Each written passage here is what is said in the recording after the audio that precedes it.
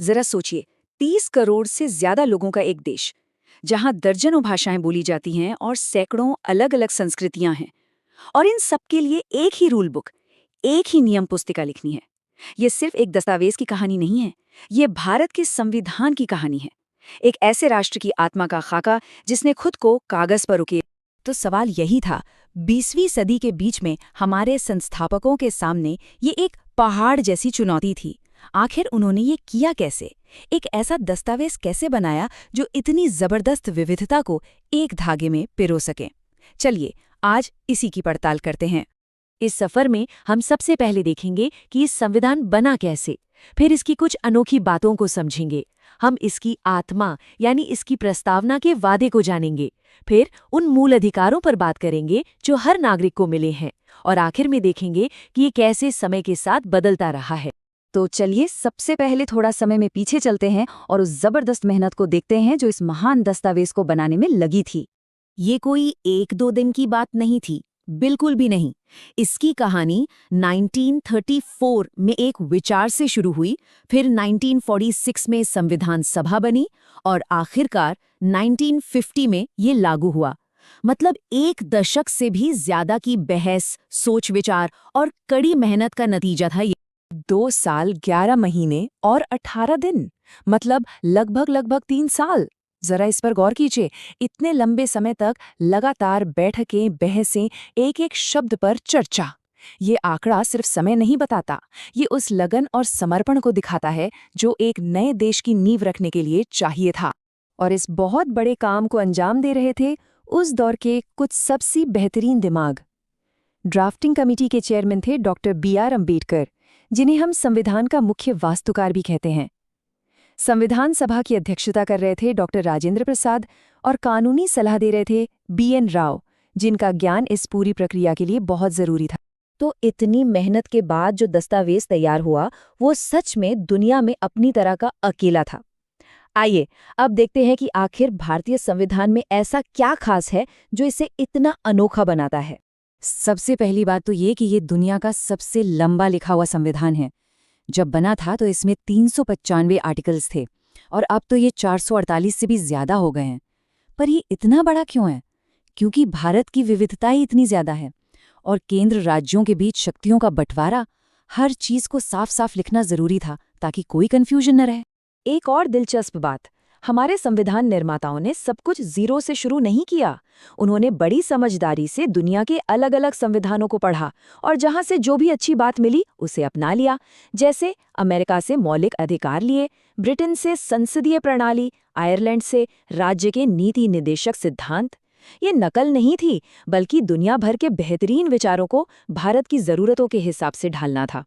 किसी भी महान किताब का एक दिल होता है ना? एक ऐसी चीज जो उसकी पूरी कहानी का सार बता दे। हमारे संविधान के लिए वो दिल है इसकी प्रस्तावना, इसका प्रियम्बल। इन पहले कुछ शब्दों पर ध्यान दीजिए। हम भारत के लोग, यही है सबसे बड़ी बात। ये संविधान हमें किसी राजा ने या किसी बाहरी ताकत ने नहीं दिया। ये हम भारत के लोगों का खुद को दिया गया एक वादा है। सारी शक्ति का स्रोत जनता है। और पहला वादा क्या है? संपूर्ण प्रभुत्व संपन्न होने का, यानी सॉवरेन।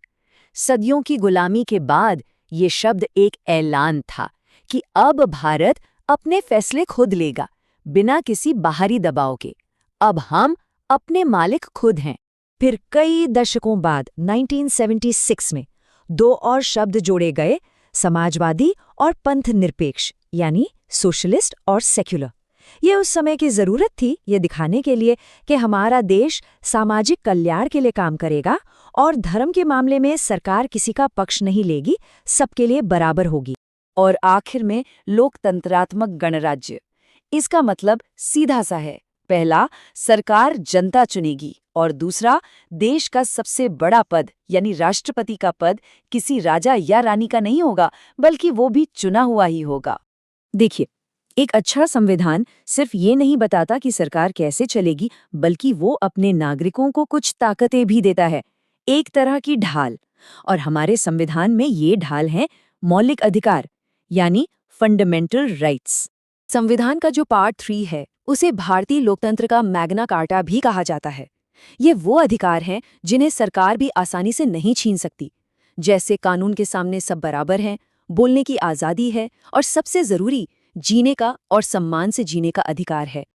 अब आर्टिकल 17 जैसे प्रावधानों की ताकत देखिए। ये सिर्फ एक कानून नहीं है, ये समाज में सदियों से चली आ रही छुआछूत जैसी बुराई पर सीधा हमला है। संविधान कहता है कि ये गैर कानूनी है, बस। ये दिखाता है कि संविधान सिर्फ शासन नहीं करता, समाज को बदलता भी है। डॉक्टर अंबेडकर ने आर्टिकल 32 को संविधान का दिल और आत्मा क्यों कहा? सोचिए, अगर आपको अधिकार दे दिए जाएं पर उन्हें लागू करवाने का कोई तरीका ना हो तो वो तो बस कागज के टुकड़े रह जाएंगे, है ना?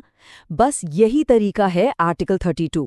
ये हर नागरिक को ताकत देता है कि अगर उसके मौलिक अधिकारों का हनन हो तो वो सीधे सुप्रीम कोर्ट जा सकता है।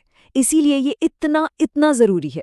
लेकिन हमारे संविधान निर्माता ये भी जानते थे कि वक्त हमेशा एक जैसा नहीं रहता, आने वाले कल की चुनौतियां अलग होंगी।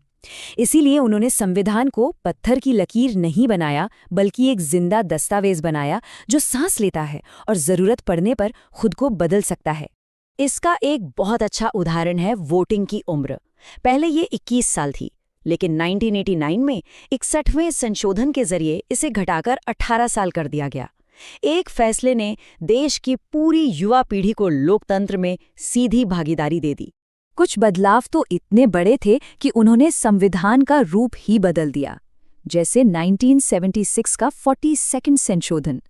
इसमें इतने सारे बदलाव किए गए कि इसे मिनी संविधान तक कहा जाने लगा। इसने प्रस्तावना से लेकर कई और चीजों में फेरबदल किए, और ये आज भी भारतीय इतिहास के सबसे चर्चित संशोधनों में से एक है। और ये बदलाव का सिलसिला रुका नहीं। 44वें संशोधन ने संपत्ति के अधिकार को मौलिक अधिकारों के लिस्ट से हटा दिया, और अभी हाल ही में 101वें संशोधन ने जीएसटी लाकर पूरे देश के टैक्स सिस्टम को ही बदल दिया। तो कुल मिलाकर हम क्या समझे? भारतीय संविधान सिर्फ नियमों की एक किताब नहीं है, ये एक बहुत बड़ी मेहनत का नतीजा है। ये दुनिया भर के अच्छे विचारों का एक मिश्रण है। ये हर नागरिक को अधिकारों की गारंटी देता है, और सबसे बड़ी बात, ये एक जिंदा दस्तावेज है जो वक्त के साथ खुद को ढालने के लिए तैयार। और यही बात हमें एक आखिरी सवाल पर लाकर छोड़ देती है कि जैसे जैसे दुनिया का सबसे बड़ा लोकतंत्र आगे बढ़ रहा है और बदल रहा है, तो इसकी इस बुनियादी रूल बुक में, इसके इस जीवित संविधान में अगला पन्ना कौन सा लिखा जाएगा?